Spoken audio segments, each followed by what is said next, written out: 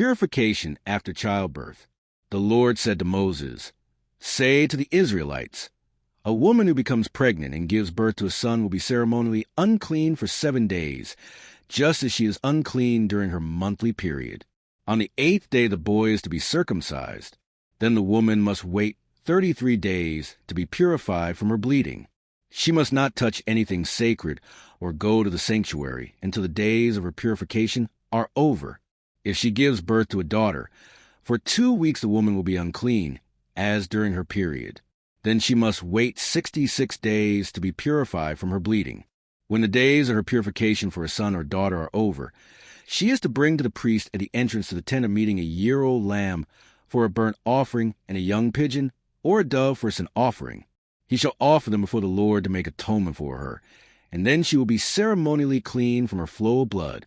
These are the regulations for the woman who gives birth to a boy or a girl. But if she cannot afford a lamb, she is to bring 2 doves or 2 young pigeons, one for a burnt offering and the other for sin offering.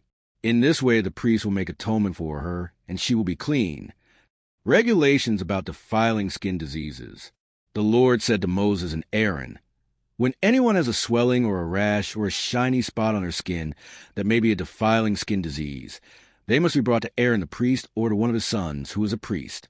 The priest is to examine the sore on the skin, and if the hair in the sore is turned white, and the sore appears to be more than skin deep, it is a defiling skin disease. When the priest examines that person, he shall pronounce them ceremonially unclean.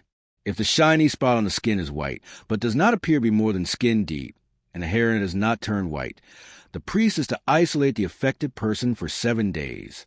On the 7th day the priest is to examine them, and if he sees that the sore is unchanged and is not spread in the skin, he is to isolate them for another 7 days. On the 7th day the priest is to examine them again, and if the sore is faded and is not spread in the skin, the priest shall pronounce them clean. It is only a rash. They must wash their clothes, and they will be clean. But if the rash does spread in their skin after they have shown themselves to the priest to be pronounced clean, they must appear before the priest again. The priest is to examine that person, and if the rash is spread in the skin, he shall pronounce him unclean. It is a defiling skin disease. When anyone has a defiling skin disease, they must be brought to the priest. The priest is to examine them, and if there is a white swelling in the skin that has turned the hair white, and if there is raw flesh in the swelling, it is a chronic skin disease, and the priest shall pronounce them unclean. He is not to isolate them, because they are already unclean. If the disease breaks out all over their skin and, so far as the priest can see, it covers all the skin of the affected person from head to foot, the priest is to examine them, and if the disease has covered their whole body, he shall pronounce them clean. Since it has all turned white, they are clean. But whenever raw flesh appears on them, they will be unclean. When the priest sees the raw flesh, he shall pronounce them unclean. The raw flesh is unclean. They have a defiling disease. If the raw flesh changes and turns white, they must go to the priest. The priest is to examine them. And if the sores have turned white, the priest shall pronounce the affected person clean. Then they will be clean. When someone has a boil on their skin and it heals, and in the place where the boil was a white swelling or reddish-white spot appears, they must present themselves to the priest. The priest is to examine it, and if it appears to be more than skin deep and the hair in it is turned white, the priest shall pronounce that person unclean. It is a defiling skin disease that has broken out where the boil was. But if, when the priest examines it, there is no white hair in it, and it is not more than skin deep and is faded, then the priest is to isolate them for 7 days. If it is spreading in the skin, the priest shall pronounce them unclean. It is a defiling disease.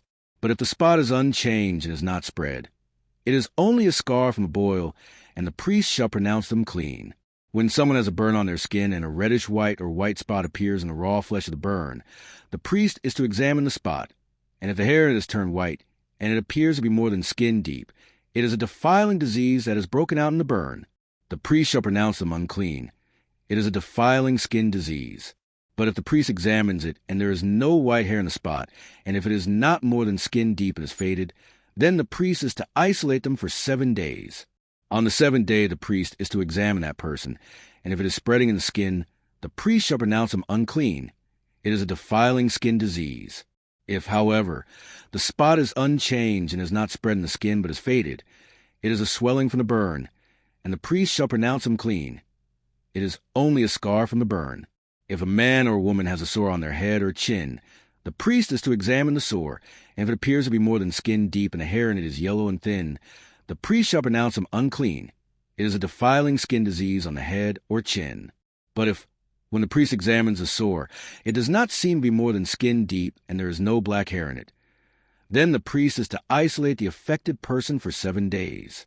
On the 7th day, the priest is to examine the sore, and if it is not spread and there is no yellow hair in it, and it does not appear to be more than skin deep, then the man or woman must shave themselves, except for the affected area, and the priest is to keep them isolated another 7 days.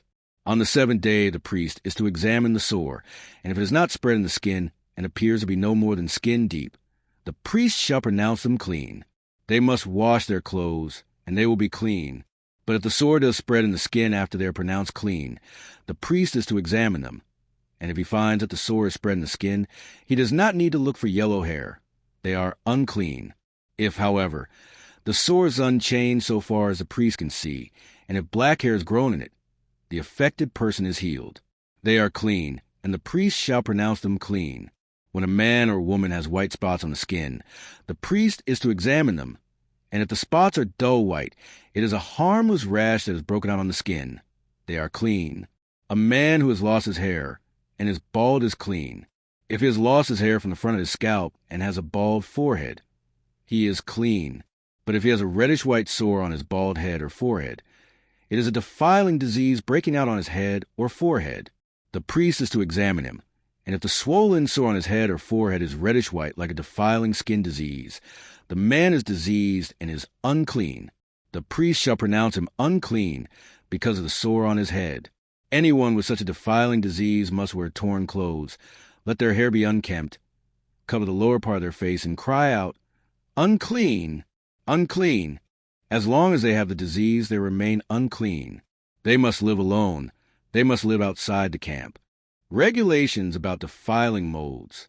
As for any fabric that is spoiled with defiling mold, any woolen or linen clothing, any woven or knitted material of linen or wool, any leather or anything made of leather, if the affected area in the fabric, the leather, the woven or knitted material, or any leather article, is greenish or reddish, it is a defiling mold and must be shown to the priest. The priest is to examine the affected area and isolate the article for 7 days. On the 7th day, he is to examine it. And if the mold is spread in the fabric, the woven or knitted material, or the leather, whatever its use, it is a persistent defiling mold. The article is unclean. He must burn the fabric, the woven or knitted material of wool or linen, or any leather article that has been spoiled. Because the defiling mold is persistent, the article must be burned. But if, when the priest examines it, the mold has not spread in the fabric, the woven or knitted material, or the leather article, he shall order that the spoiled article be washed.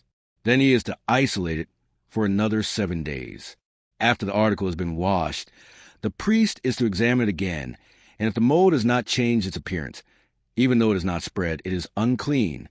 Burn it, no matter which side of the fabric has been spoiled. If, when the priest examines it, the mold has faded after the article has been washed, he is to tear the spoiled part out of the fabric, the leather, or the woven or knitted material. But if it reappears in the fabric, in the woven or knitted material, or in the leather article, it is a spreading mold. Whatever has the mold must be burned. Any fabric, woven or knitted material, or any leather article that has been washed and is rid of the mold must be washed again. Then it will be clean. These are the regulations concerning defiling molds in woolen or linen clothing, woven or knitted material, or any leather article, for pronouncing them clean or unclean,